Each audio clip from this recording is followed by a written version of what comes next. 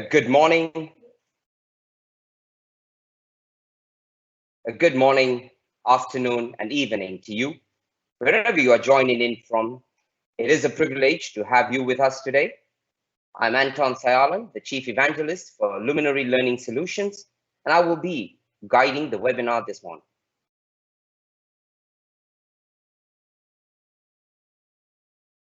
Welcome to the Reset and Go webinar series in anticipation of getting back on our feet. Setting the right precedence is important. We are here not to discuss the obvious.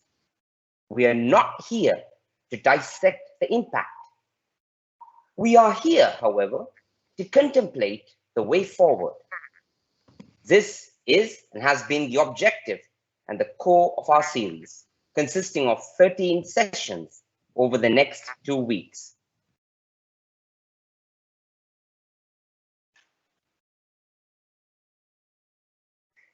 We will commence our webinar in 5 minutes, and before diving in, here are some house rules for everyone joining in. If you do wish to ask a question, please use the chat option or drop us a WhatsApp on +94 7722 66622, and you may do so at any point during the session. Please note that similar questions will be clubbed together, and the format of this webinar is 40 minutes of discussion followed by a 20 minutes of Q&A. There will be a summary to aid those joining this webinar at various points.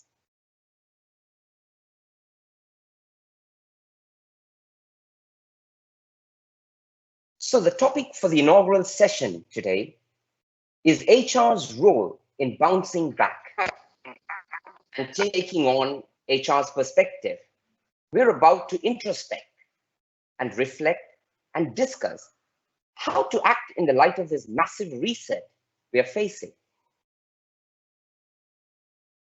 And our guest for today really needs no introduction. We are very honored to have with us today none other than the father of modern human resource, David Ulrich, who is ranked as the #1 educator and management guru. And Dave has authored over 30 books and over 200 articles that have helped organizations and HR professionals across the globe. And also with us, our host, who is none other than Vidusha Nathavitharana, founder and destiny architect of High Five Consultancy and Luminary Learning Solutions. A familiar face to many of you joining us today. He started out his career in advertising and branding, and later moving on to operations and marketing before settling into HR. He moved across to consulting and training in 2005 and has never looked back since. Well, thank you very much for joining in from around the world. Vidusha, over to you, sir. Hi, Dave, and a good evening to you. I know it's late. And good morning to you. So once again, thank you very, very much for graciously accepting our invitation and being with us today. A warm welcome to everyone joining us. It's a joy and a privilege to host this. Truth be told, this is the first time I'm doing anything remotely like this. So a webinar of this sort is something that I didn't quite dream I would ever do. That goes to show the kind of impact it has and what we are all going through. Before I begin, I think I need to thank Samath and the H1 team who worked tirelessly behind the scenes to enable the technology that enabled us to do this. When we put out our first post, we were looking at doing this through a different technology and looking at just about 80 to 100 people. And before 24 hours, we were inundated with requests and we really didn't know how to say no to so many people. So we reached out to Samath, who just on the go itself turned around and said, don't worry about this, we'll sort this out for you. And here we are. Thank you, Samath. Thank you, the H1 team, for enabling this. So I'm not going to waste too much time making introductions. I think all of us know why we're here. And as Anton mentioned, our focus throughout the webinar series is not to dwell on what has been, not to kind of talk about what could have been, But the clear focus is on the future, both the immediate future and also the long term. And it is in this context that I kind of reached out to Dave to have a conversation with him on it. Dave and I exchanged a few emails before the webinar, and I did ask him, what about the new normal? I think it's one of those terms that COVID-19 has thrown at us. I was trying to grapple my head around to what it meant. So Dave, I think I will start there, asking you to tell me what you think the new normal means, and what does it mean to you, and what for us in HR. Well, first of all, let me start with my enormous gratitude.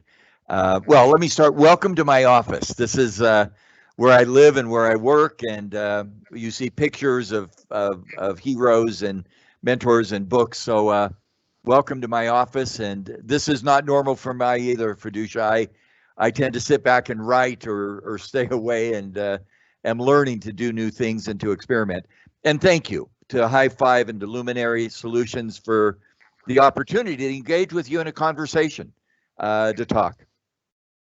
Let me try to respond to the first question, and I know as you ask questions, we'll have a chance for the audience to probe, and we'll have a dialogue back and forth.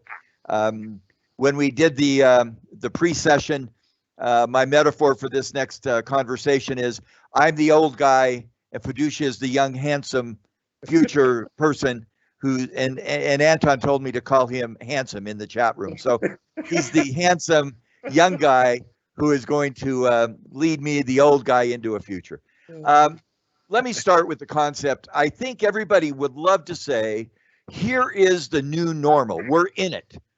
Well, I think that's ludicrous. We are not in a new normal. I'm not going to be doing video conferences from my office, and you're not going to be doing video conferences from your office with hundreds or thousands of people remote. We just have to put that in context. In the middle of an event, we think there are some things that are going to happen. But I think there are some lessons learned from every experience we have. This is one of the most powerful global experiences any of us have ever experienced. We've experienced, I know in Sri Lanka, one of the countries that has a lot of participants, you've experienced civil war, we've experienced in America the 9/11, we've experienced recession. Out of each of those experiences, we learn new lessons, and those lessons get adapted. If I were to highlight 3 or 4 things that I think maybe, I did an essay recently and I called them principles in progress. I'm not going to be arrogant enough to predict what a new practice is in staffing or training or compensation or even learning. But I think there's some principles in progress. Let me just list a couple and then ask you back, Vidusha, if you would agree. One is, I think we've learned, at least we've learned, that this is a very personal experience. Sure. Obviously, my wife and I are sheltered at home. We're older. We have 3 children. I can do this. I can't do this very often. There's our 3 children with our grandchildren. They're now sheltering at home, and our daughters are having to do homeschooling with Sure. children who are young, and they can't get out. They can't go to the park. They can't have friends over. And to be honest, they're going crazy because that's not what they want to do. They have jobs. So one of the things I think will be a principle in progress will be increased customization and personalization. There's not one size going to fit everybody. A second one, I'll just hit 3 real quick. A second one is, I think when we started working at home through the digital technology that I think we're all experimenting with, the real focus was on how do you dress, how do you do your hair. Not everybody has to worry about doing their hair. Absolutely, I have none. But yeah, how do you dress? How do you find a quiet space? How do you decide work? To be blunt, that's not the issue. What I think we may learn as a principle is that the boundary of a company may shift. Let me just give an example. Traditionally, what we say in almost any company, we get up in the morning, we go to work, we're at work, and return home from work. Sure. With technology, that boundary is gone. Absolutely. You're in your office, I'm in my office. And so there needs to be a new boundary of work that is not physical. And I think the new boundary of work as a principle in progress is going to be the culture. Sure. And the culture is, what am I doing at work today that will help my customer have a better experience with my firm? Sure. And so the issue that I think is going to emerge is we don't go to work or from work. The boundary of work is the values.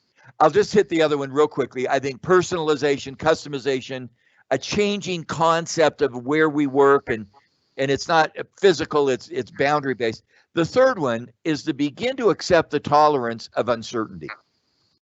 I don't know what's happening in Sri Lanka, but in the United States, when a leader is giving a presentation, everybody asks the political leader, when will this be over? When will we be able to open restaurants? When will? And the answer is, I don't know. I don't know. And a month ago, nobody could have predicted what we're facing today. And I think one of the realities of this world is learning to learning to tolerate ambiguity and uncertainty in ways we haven't. So those would be three principles in progress: personalization or customization, changing the nature of work boundaries to values, and then tolerating an unknown uncertainty. Three very simple things. No, I think I absolutely agree. I mean, we are facing very much the same thing. I do have kids at home, and I generally do sit with them with their homework in the evenings. But that's only evenings for one very focused hour. The boundaries set. It's a whole different ballgame. I often tell very jokingly to my family, they've spent a month with me at home every day in your face. And oftentimes I've, my kids would come and say, Appachi, Appachi is a term that we use in Sri Lanka to denote father. Appachi, are you staying at home? Are you staying at home is a constant question that comes up. So I told him, you know what? Great news. I am at home every day for the foreseeable future. And the question, how old are your children? How old are your children? I have a 17-year-old daughter and a 10-year-old son. And I think without saying in so many words, they've actually nudged in the direction of, Dad, it's time to go back to work. By the way, that's fun. My wife has been asking me as well. So will you start traveling again soon? and the answer is, I don't know. That's the uncertainty. We just don't know. Absolutely. But anyway, I do get frustrated when people say, here's the new normal. Sure. I don't think we know. I just don't think we know. But we can pick up some principles. No, I think you're spot on that. And I'm very much on the same wavelength as that, because I've often said, let's watch and see, because genuinely we don't know. And I think it's a good place to start to say we don't know. There was a question that actually got just texted in saying in bold letters, please tell us, what does that mean for HR? And my simple answer is I don't know, but I do have predictions. So yes. There's a saying in French, and you're going to understand that I don't speak French because I'm going to say it in French. Plus ça change, plus c'est la même chose. So the more it changes, the more it's the same. There are some fundamental things in HR that we should look at. Number one, HR is not about what we do, it's about the value we create. So in HR, I think that's going to get more pressure, because what do we do to create value for our employees, for our customers, for our investors? Two, I think there are three places where HR creates value: talent, leadership, and organization. And so in this new world, those three things are still going to be there. We have to continue to create better talent that builds value for our customers. What does that mean in HR? When people are working remotely, they've got to make sure that the people that work remotely have the commitment to serve their customer. The word that's getting used a lot right now in HR is experience. So use that word. It's the latest word, and there'll be another one someday. Are we giving employees a positive experience so that they in turn will give customers a better experience? So I think we're going to see some evolution in talent. I think we're going to see some evolution in leadership. One of the fascinating leadership evolutions is that we often had a vision of leadership as the leader or the senior team of leaders at the top of an organization. You know this better than me. Leadership is a collective action. It's not just what happens at the top, it's distributed. And I think in HR, our job is to recognize what set of competencies or skills will create value for customers and then distribute that leadership throughout the enterprise. And third is organization. Are we creating the right culture? I think in the last few years, culture has gotten a lot of attention, and I think some of it's been descriptive.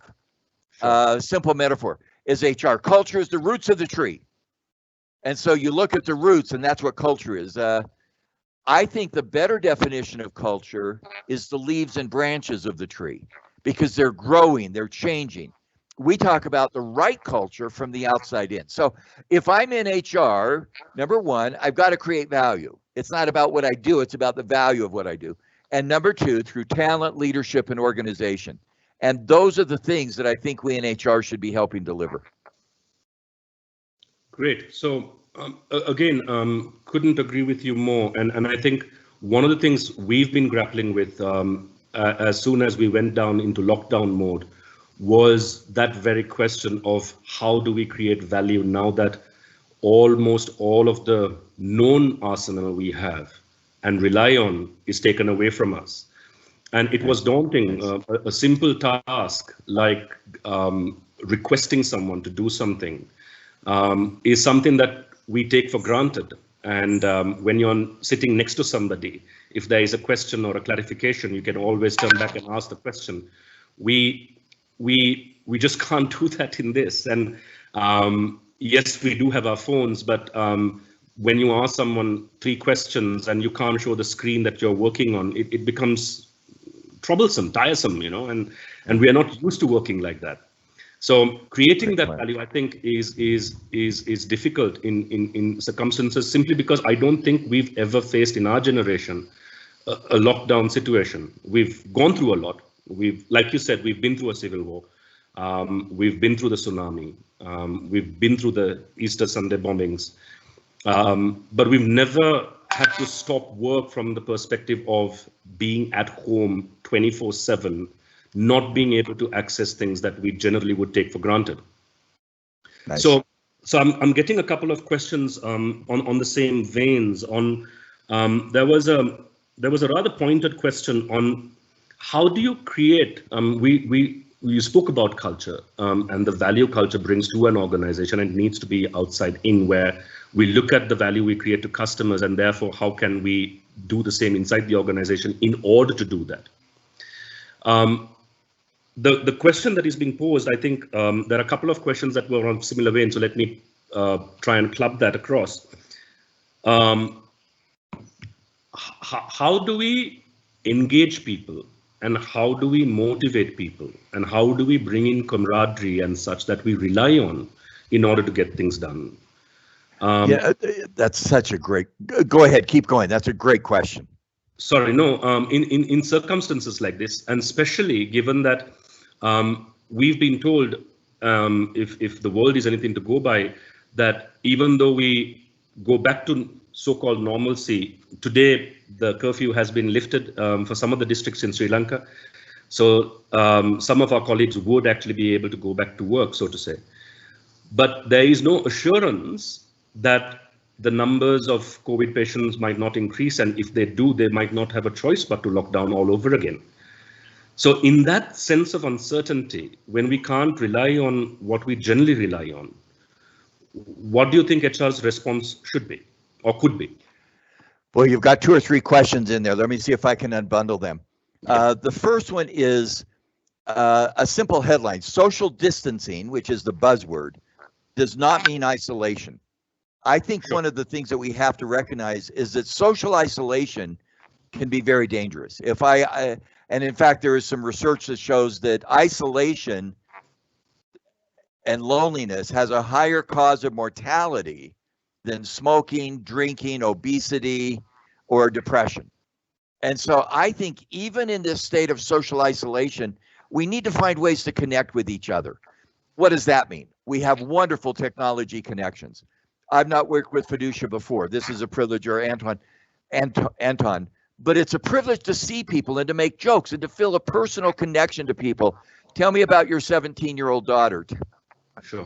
Tell me about your son. And And I'll show you again pictures of my family. I'll show you pictures of my mother and my sister, and we end up feeling. By the way, that's me. That's my mother. That's my sister. And we end up feeling connected to each other. As an HR person, don't let people feel isolated. Find ways to connect and find ways to have fun. Celebrate birthdays. Even in lockdown and quarantine, maybe there's a way to get out. I'll just give a personal example in our neighborhood, not at work. We are not in quite as strict a lockdown as Sri Lanka. And in America right now, this is an amazing thing that you probably have heard or not heard. The commodity that is most dangerous to find. If I were to say, what's the thing people are most worried about? It's toilet paper. we cannot find toilet paper. Yes, absolutely. Yeah. And so what my wife and I did is we have an extra supply of toilet paper. So we put them in a paper bag, and we put a candy bar or a piece of food in it. We went around to 15 of our neighbors. We knocked on their door. We kept social distancing, 6 feet. And we said, we are bringing you a gift that you will most appreciate. And we give them a bag with a roll of toilet paper and a candy bar.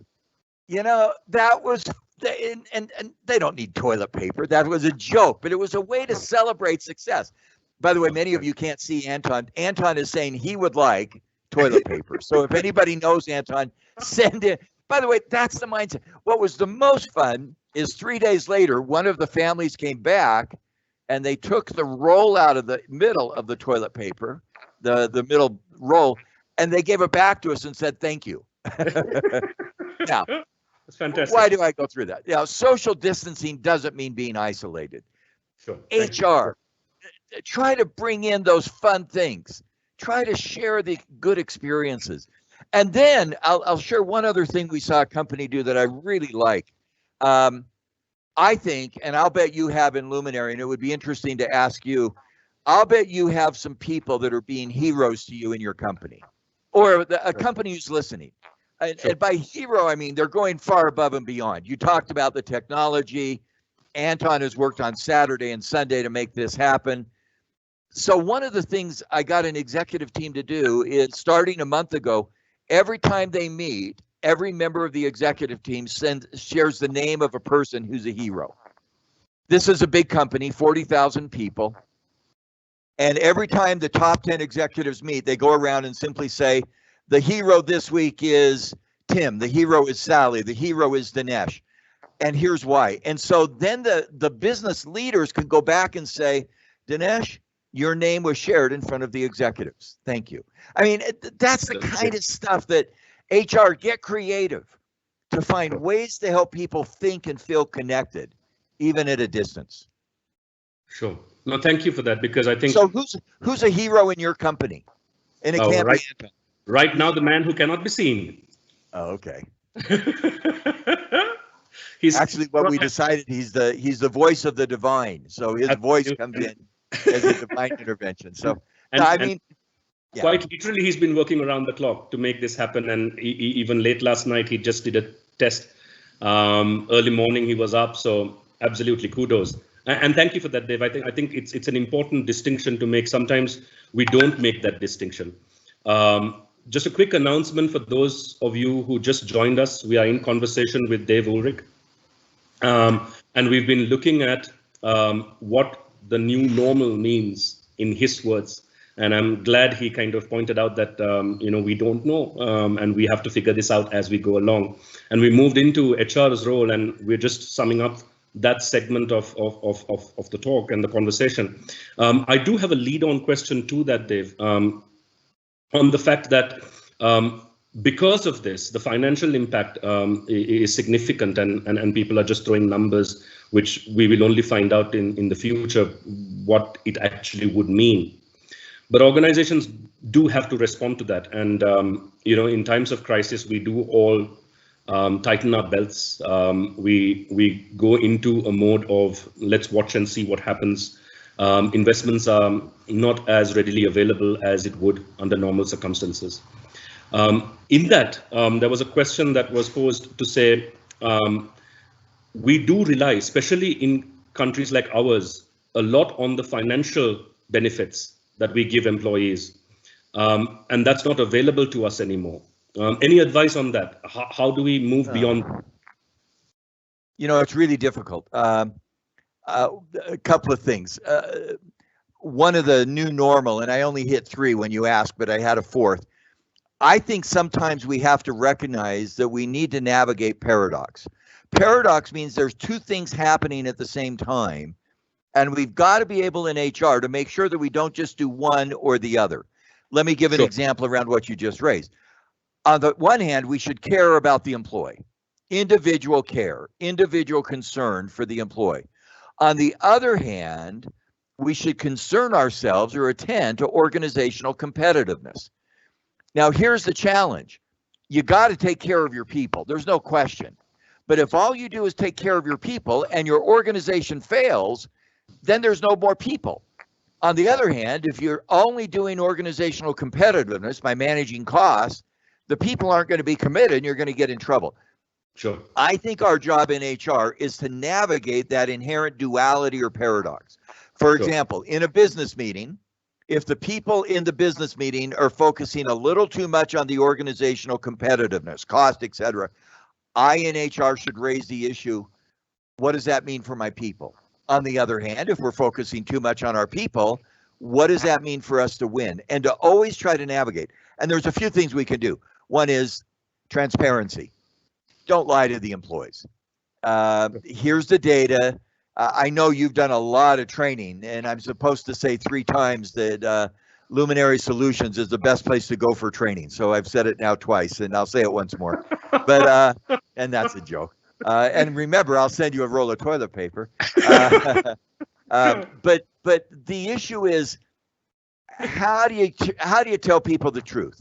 And so you're not hiding. You're saying, I don't know everything, uncertainty, but here's what I do know. We've got to win in the marketplace. We've got to manage our costs. We've got to get closer to customers. We've got to all learn as individual employees to take risk of do things we've never done. For you, Vidusha, that's doing a webinar that's awkward on Monday morning. For me, it's letting somebody into my home to see my home. And I think we've got to be willing to stretch ourselves. And the other thing is asking employees what they think. So transparency and participation. Here's the data. How would you help solve that problem? And I think that begins to let employees feel like they're a part of the solution. How would you navigate that paradox between, again, it's real. There's individual care. I've seen some people say, oh, in this crisis, all that matters is you care for your employee. And I'm going, no, that's not true, because if you don't win in the marketplace, there are no employees. On the other hand, I see some people saying, cut costs, cut costs, cut costs. That's not good. How would, if you were invited to create a training program for a company that says, how do we help leaders, all levels, navigate those tensions? I've shared a couple things: transparency, participation. What else might you add to that? No, I think that's a fantastic place to start. And I think the one thing, this question does get probed when we do training. And one of the things we throw at them is that sometimes it's best to find solutions collectively. It might not be in everyone's, it might not be something that everyone agrees to, but it's important that they understand, and that's a starting point. And I think the key to managing the paradox is to understand that both do matter. And that's a question I get posed quite a lot when we do stakeholder analysis. I'm always asked, if you were to prioritize 1, 2, 3, what would it be? And I hate shying away from questions, especially when you're in front of a live audience. And 9 times out of 10, I always joke about this. I've often been told when I got into training, if somebody ever asks you a question that you can't answer, throw it right back at the audience and say, what do you think? And then sum it up. By the way, that reminds me of the favorite consulting question. I've done consulting, and executives ask me a question I don't know. And so I say, ma'am or sir, executive, what keeps you awake at night? And as soon as your consultant asks that question, assume they have no clue how to answer the problem. So anyway, same thing. But there is a collective wisdom, and I love your answer that we're trying to solve this in a new way, and Anyway, so I just think that issue of paradox is so helpful. And in paradox, what you've got to have is leaders with cognitive complexity. They can see both sides of an issue. You've got to have leaders who can disagree without being disagreeable. I just had an experience this week where I was coaching a great leader. I don't think I'll say any more about the leader, gender, organization. And as a result, the leader needed to let somebody go because of cost issues, etc. As I was coaching the leader asked me, what do I need to do? And I said to the leader, when somebody leaves the interaction with you, and this is going to be a tough interaction because you're going to let someone go, will they feel better or worse about themselves? And your job as a leader is to make the tough decision. That's the organizational competitiveness, to care about the person. In this case, it was one of the most remarkable things I've ever heard. The person that was being let go called me and said, I don't want to go into much more detail, but it was very emotional for me, and said, Dave, I just need to let you go. I'm going to move on with my life, and I'm feeling really good about it. What a wonderful leader, because somehow that leader created a magical moment where that leader made the tough organizational decision, but was very concerned about the individual, so that individual cared. That's not right. So that individual knew they were cared for in that process. Anyway, that's not easy to do. That's not easy to do. And I think the critical part is the sincerity of the effort. And I think that comes through. Ultimately, people do have a sixth sense. And if your intentions are right and noble, and you're sincere in your effort, nice. Then that comes through. And tough times don't always last. And when you do move on, eventually when things are good, maybe that's a time to reflect back and bring people back in. But I think it's important to understand that you're sincere about it. And if your boss is sincere, and I feel that my boss is letting me go for all the right reasons, he doesn't have much of a choice. But at the same time, he wishes me well. I think that it's not to say there is no easy way of being fired. No easy way.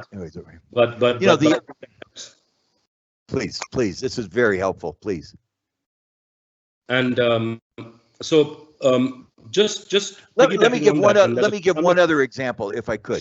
Sure. We've seen, so if you have to reduce labor costs 20%, and that's a reality, and we've got the data, one way is to fire 20% of your people. The other obvious solution is to have everybody take a 20% pay cut. And so there's a shared solution, and we work 9 days we work 4 days out of 5. If you're going down that direction as an HR person, coach the executives when they say to the employees, you'll need to take a 20% pay cut. Encourage the executives to go 2 to 3 times as much. Most of the executives I know, and it could be in any country, it could be in Sri Lanka, it could be in America, it could be in Brazil, they're making a pretty good income. If they take 2 to 3 times what the employee takes in terms of pay cut, they're sending a signal. And I think sometimes, now these are not for long term, that may be for 3 months. I don't think we're asking people to make sacrifices for life, but so that we can get through this. And I think employees like when executives share we did that. I was on a board of directors of a company in the 2008 and 9 recession, and the board of directors and the executive team took 3 times the employee cut. And we didn't brag about it. This is a sense of sincerity and humility, but it got known. And I think employees recognize the executives are willing to take their obligations seriously. Sure, no, absolutely. And once again, I think it's important to set the tone. And I think it's leadership's role to ensure that they lead by example, especially in situations like this. I think there is no substitute for that. And once you've done that, I guess then you have to get on with it and do the best you can. But there was a follow-up question on that. This is not going to last forever. Once you do get back to normalcy, maybe 6 months, maybe to a year, what then? Do we just go back into what models and systems and processes, or? Great question. By the way, I should be asking you these questions because you've got more experience than I do. And if neither of us can answer, we can answer to that voice from the heaven who would give us great wisdom. And that voice from the heaven would probably Google it, so we'd get a better Google answer. Let me do a metaphor really, really quickly that I found helpful. You're driving down the highway, there's an accident, and a person is injured. Step one. The first responders care for the person that's injured. They stop the bleeding, they help the person. I think that's what happened 4 weeks ago in this virus. Stop, you got to work at home. Phase two, the ambulance shows up. I think in the ambulance, you don't stop the bleeding, you see the cause of the bleeding. You now try to get some systems. You tell the injured person, you're going to be okay, you're under good care. I think we're developing some of those norms. Phase three, you're in the hospital. I think that's where a lot of us are right now. We're in the hospital. We're developing some new processes. We're pondering what our new life will be like. And then phase four is we go home. And that's where the new normal comes. A and B. Sometimes, tragically, the new normal is a new identity. For example, back to the accident, if somebody lost a limb, and heaven forbid, they're now in a handicap position they weren't in before. So their new normal is a fundamentally new identity. That will be true for some companies. I just did a webinar in Europe on Friday, I think it was Thursday or Friday, and 2,000 people were asked a question. How is this pandemic affecting your business? It's making it better or it's making it worse? I thought it would be 80-20 worse. It was 40-40. That's the part I just go, we're seeing such, the new identity may occur. Zoom is going to be fundamentally different because they're going through so much change. Some of the toilet paper manufacturers. On the other hand, B, you're going to get insights that you can apply. I went through some of those insights. You'll personalize. You'll begin to build culture as the boundaries of work. You'll begin to use digital more effectively. You'll begin to navigate paradox. So I think we're not yet at home from our accident. I think we're in the hospital phase. We can see that home is coming. Sure. And I think we'll see some of those new trends. So what would you suggest is what some of those, when we do get out of the hospital, we do get out of the sheltering and we do go back to work, it may be 6 months, it may be a year. What would you expect? No, I think the analogy is spot on. And oftentimes when we are sick and especially if you were, forget an accident, if you went through surgery and had to be hospitalized for a X amount of months, the same is true, especially for people like me who are in fact daily waged in that sense. If you don't go to work and do a training program, you don't get paid. So the problem set for people like us who do this kind of work, the problem set for someone who's in a job, and the problem set for someone who is dependent on some other industry for work, I think would be quite different. Nice. And how we grapple with it, I think, again, like you said at the very beginning, is something intensely personal, and it's very, very difficult to generalize. But I think the fundamental principle that if at all I learned, is that we need to be adaptable and be able to understand that this may or may not be reality as we see it going forward. And if that be the case, then it is important to have different skill sets, which actually is another question that just came through, which is what kind of skill sets, if there were 2 or 3 fundamental skill sets or fundamental thinking patterns that one needs to have coming out of this and looking forward to business as usual, what would they be? And again, my easy answer is I'm not sure, but let me hypothesize. My wife is a very good psychologist and is published and does talks. She gave me a book to read called Ambiguous Loss. It's a psychological book. And if I change the word loss with transition, so I said earlier, one of the issues we wrestle with is uncertainty. What's the skill to navigate or to manage uncertainty, to tolerate uncertainty? One of the skills is experiment, try things. Don't assume you have an answer, do quick experiments. 2, look at what the options are. Well, let me go back. Experiment number one, look at the options, experiment, try simple successes in the face of uncertainty. Two, a constant commitment to learning. A constant commitment to learning. Some of the experiments will work and some of them won't work. And one of the things, skill sets, I think, is constant learning. Again, my wife, as she does this work, she does an exercise, and I'll take you through the exercise very, very quickly that HR can do with a business team. Again, this is a psychologist working with individuals. She says, think of a time, and I'm not going to ask you to share, that would be rude, but when something didn't work well in your life. This could be a career, it could be personal, it could be a divorce, it could be a loss of income, a relationship. Think of when something didn't work well. And for me, I didn't get a job that I thought I'd get. Okay. How did you feel at the time? Think of a time, how did you feel?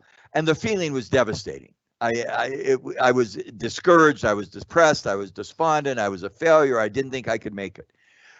Feels horrible. Now go to question three. What was the time? What was the experience? How did it feel? Question three. How important was that experience to your success today? I'm going to ask you not to share, Vidusha, but I'm going to bet that in your life, you've had some things that didn't go as well as you would have anticipated. Absolutely. But out of those experiences, you are now the person you are.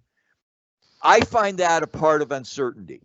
Don't be afraid to fail. Fail forward, whatever the metaphor is. Don't be afraid to try things, because trying things and then reflecting gives you the privilege of learning. I think we need to be doing that in our organization today.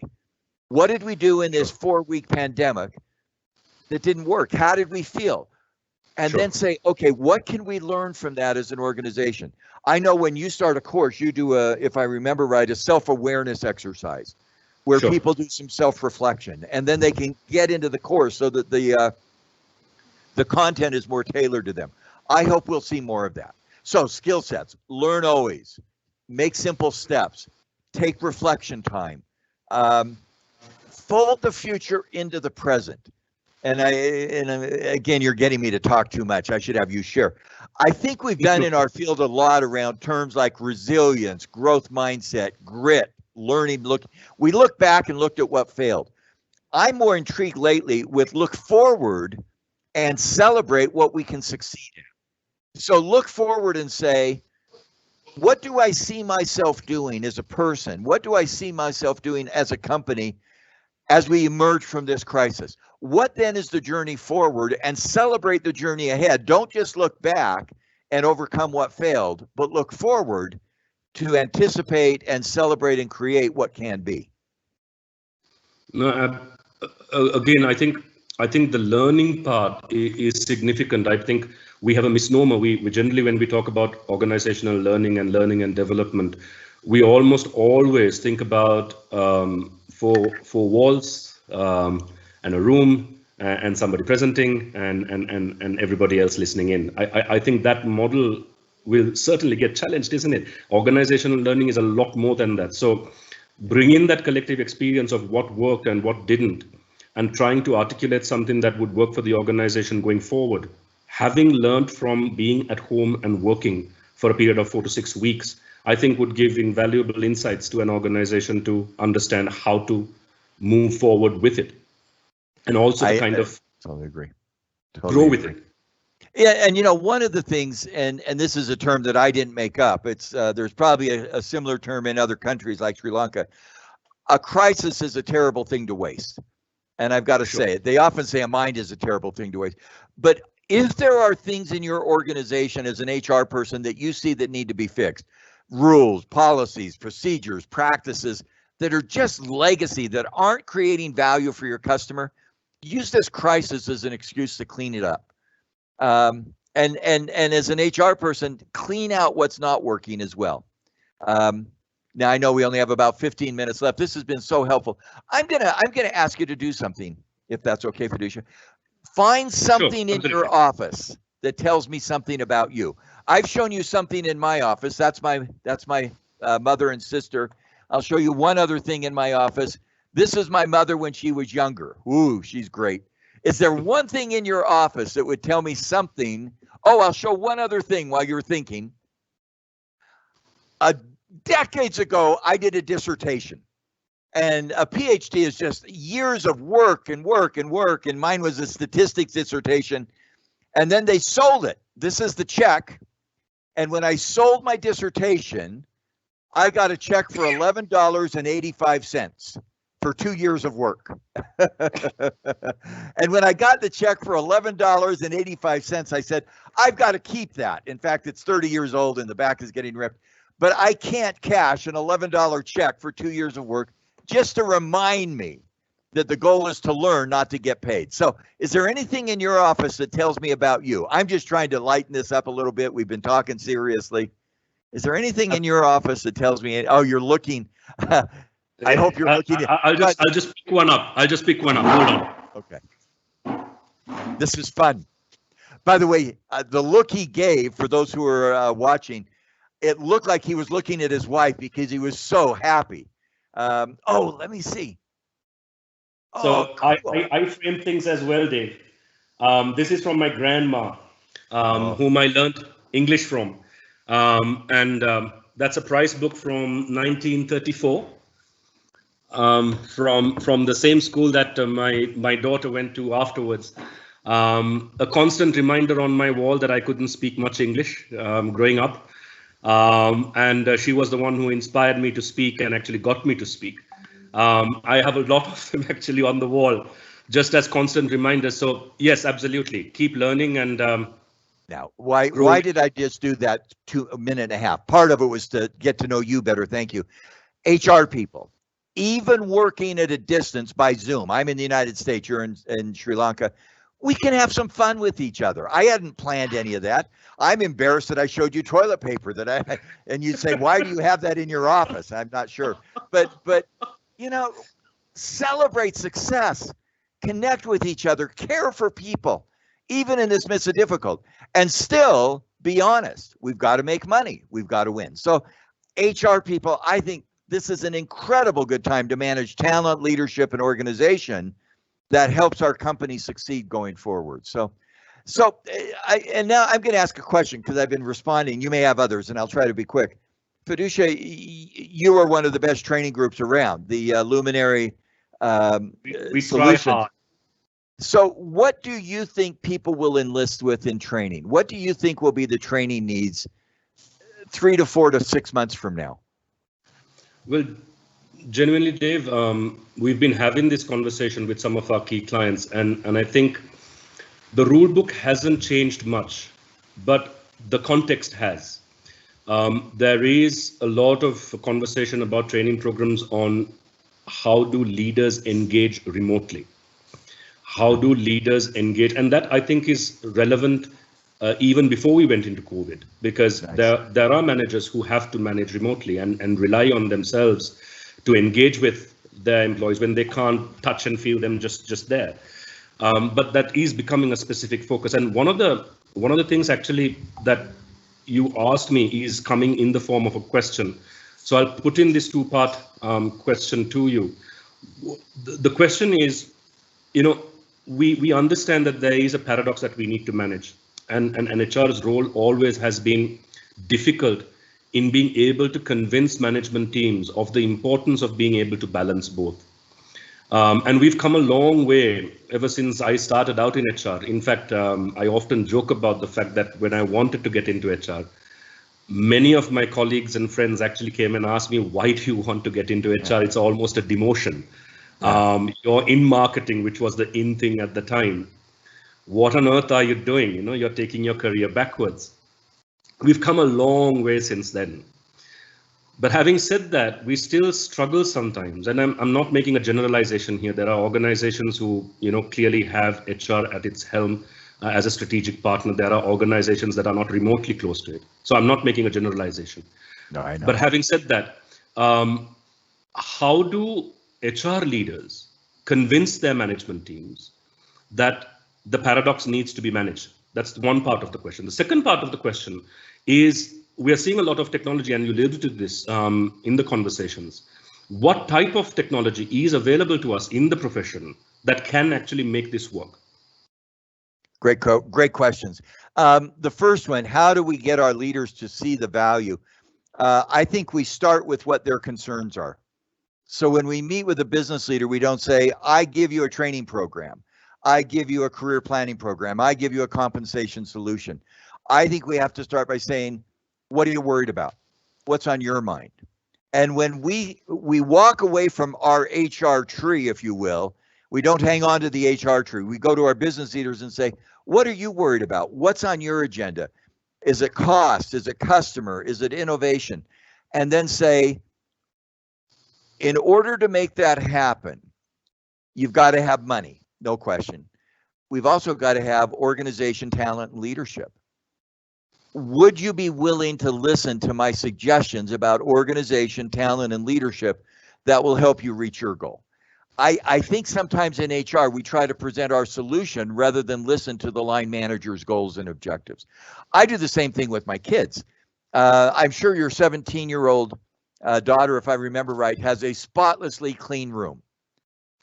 Our daughter, when she was 17, did not have a spotlessly clean room. And so I made a mistake. I went down as a parent. I said, clean your room. And she said, stay out of my room. Clean your room. Stay out of my room. Clean your room. It's my room. I'll do what I want. I was trying to impose my values on her. Sure. What I had to do is find out what matters to her. So we tried a host of things. She had a boyfriend at the time, and we invited the boyfriend's parents to dinner. And we said, your boyfriend's parents are coming to dinner. They want to look at our house and see what it's like, and they're going to start in your room. Now she's got an incentive to clean her room because she doesn't want her boyfriend's parents to think she's a slob. By the way, her response was, my boyfriend and I will go spend time in my room working on things, which is not what we wanted at all. But the logic is, don't start with what I want. Start with what my line manager wants and needs. And then show how their attention to HR issues around talent, leadership, and organization will help them. Technology. I get overwhelmed with technology. I worked on a presentation, and if I could join your 13 people that you're having speak on the technology world, there's a technology tsunami, and I get lost. There's new words. I was doing a session with college students the other day, and I said, email me your questions. And they went, whoa, email? How old are you? We use WhatsApp. We use Instagram. You're so out of date. How can we even work with you? I can't keep up. And so I love simplicity. Here's the simple way to think about technology. All that technology does is enable digital information. Let me say that again. All that technology does is enable me to have digital information. Digital allows us to have this conversation through the cloud and through the internet. Digital allows me in marketing to know precisely what a customer wants and expects because I can track their purchasing patterns on Amazon or on Visa. Digital information is what HR people should be soliciting through technology. Don't look at technology to redo your current staffing system. Ask yourself, what information in my staffing or training system do I need? How can I access that digitally? And then use that information to help build the right culture that wins in the marketplace. That's my simplistic answer. Technology is simply an enabler of digital information. And that digital information gives me so much more precision. Thanks, Dave. And I'm conscious of time. It's 9:55. So in the interest of time, I'll just take two questions. My humble apologies to everyone whose questions I couldn't pose. Clearly, I'm inundated with it. I'm trying to my best to club all of the questions together as best I can so that everyone's represented as much as possible. Probably two questions. Let me see how timing goes, and based on that, I'm conscious of the fact that it's very late out there for you, so thank you. The question is, given all of this, is there a difference in how this is impacting based on the generations, how it would impact us, and how it would impact a millennial or a person who's just joining in? Have you seen something to that effect, and is there a differentiation we need to make? You know, in the HR field, and I'm going to give, and I'll try to be quick here. In the HR field, we love to look at hot fads. You know, get rid of performance appraisal. Look at generational differences. let me tell you what we've learned about generational differences. There's two parts. Part one is why people work. Why do people work? And you know what? That doesn't change by generation. We want to, I have now three things: believe, become, and belong. I work for meaning, believe, purpose, becoming better, learning, growing, taking workshops, growing. I belong to a community. You know what? That's the same for every generation. It's the same for your 10-year-old, your 17-year-old. It's the same for me. It's the same for my mother. Why we work is very similar. How we work is very different. And I think separating those things, and that how is the mindset. And for example, in my father worked for the same company his entire life. Sure. I've heard that there's a friend of mine whose father was a professor, if I remember right, or a lecturer for 37 years, training everybody in his country around the political agenda. You know what? That good man's son is not going to work for the same company his whole life.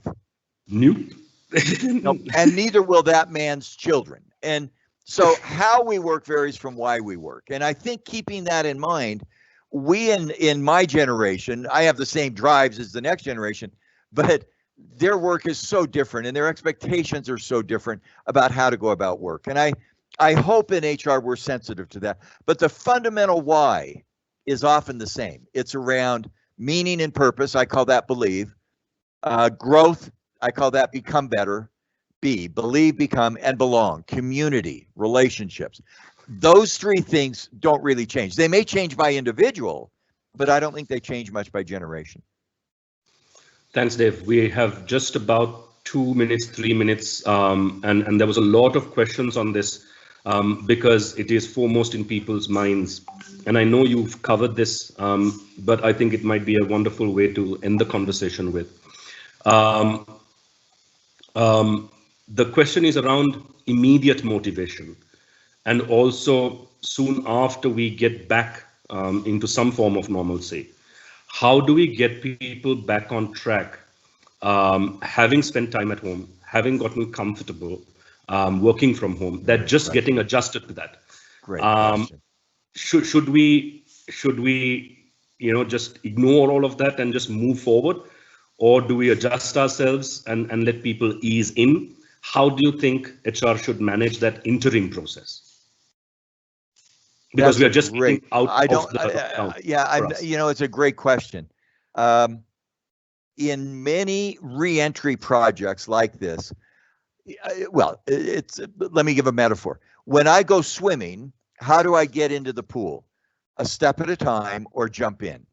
My sense is, and more often than not, you want to jump in. We're back at work. Listen, be empathetic. For example, I think you may want to have a town hall meeting with your employees. Tell me something you learned from working at home. Tell me what you missed. Tell me what you enjoy. Tell me what you're excited about. Great. Now we're back. Let's go to work. And I would lean, again, this is a paradox, slow, fast. I would lean a little bit to the faster lane. And just get on with it. Get on with it. What would you say? I'm trying to learn with you.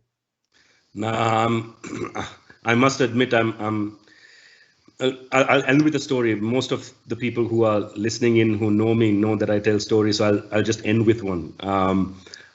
I learned swimming by jumping into the river.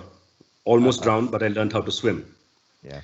I repeated this with my daughter, and I just pushed her into the pool, and my wife almost killed me. So I think there is no one size fits all, and she didn't swim for nearly 2 years because she was petrified of the water afterwards. So I think it varies significantly. Great comment. But I would err on, especially when change of this sort needs to be put back on track. I think the faster you go, the less you miss something, because you're so far ahead that you don't necessarily look back. You just keep looking forward. And I think that's worked for me, but it might not work for everybody. Well said. I love that personalization. Very well said. I'm going to end and then I'll let you end.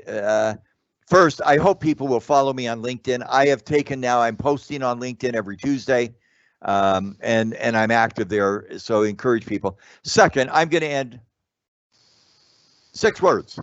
The best is yet to come. The best is yet to come. That is my eternal optimism. The best in HR, the best in people, the best in organizations, the best in leadership. The best is always what's next. What's the best 2 years of your life? The next 2.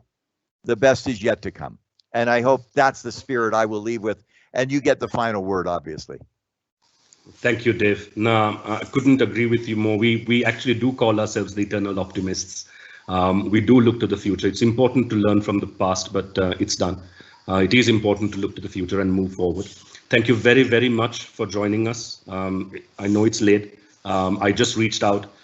In one of my posts, I spoke about how we first met many, many moons ago. I reached out to Dave for an article to run on Perspectives, a small magazine that we were doing at the time, which we've recently started back on. And I did tell my colleague there's no chance in hell that Dave is going to write back. But he did, and not only did he do it, he did it in 24 hours and with a friend, not only gave an article, but gave an original article to run on an insignificant magazine that had a circulation of about 100 people that we know. So thank you very much. And ever since then, we've kind of kept in touch on LinkedIn and such. I've followed him ever since. And when I reached out without batting an eyelid, Dave said, yep, let's do this. And here we are. So thank you very much for that hour. Once again, apologies if I couldn't ask all the questions that you posted. It was sometimes Tatum's list was far too long for me to even read. So thank you for engaging. Thank you for being wonderful. And we hope we will see you again. Back to you, Anton. And thank you very much, everyone. All right. Thank you, Dave, for joining us. Thank you, Vidusha, for guiding the discussion. And I hope everyone joining in this morning stood to gain much from the conversation. As Vidusha said, we remain the eternal optimist, and we are confident that this crisis, like every other crisis, will pass. But the learning, or what we can do, is to make sure that we learn from it, do our very best to come out of it without being warped by the experience, and not with a defeatist attitude, I guess. We are confident, however, that we will learn, and as Dave said, adapt, embrace the new realities with courage and resilience. And we sincerely hope that everyone, or this webinar offered everyone insight that will prove helpful to you. Let me extend our gratitude to H1, our technology partners, for this webinar series. To be honest, Samarth team, thank you very much. Without whose expertise, connecting over 800 participants from 21 countries would not have been possible. It would have been just a dream. And their team worked tirelessly and professionally to make this happen. So we're really, really grateful to H1 and team. Just to keep everyone posted, today you've tuned into the first of 13 topics lined up. Join us for the other 12. Nominate your teams. You will find the links on our social media platforms. Tomorrow we are discussing being productive from home and the challenges of working from home. And joining us tomorrow would be Pulastika Virasinghe from London Stock Exchange Group, Namrata Singh from Hsbc Service Technology, and Levanta Bandera, Director, Royal Institute. A quick reminder while we are at it is that the footage from this morning session will be available on our social media feeds shortly. And if you have friends and family who missed and would benefit from this content, please feel free to share it. A very good morning, an afternoon, and an evening to wherever you are in the world. Stay safe, stay productive. Thank you.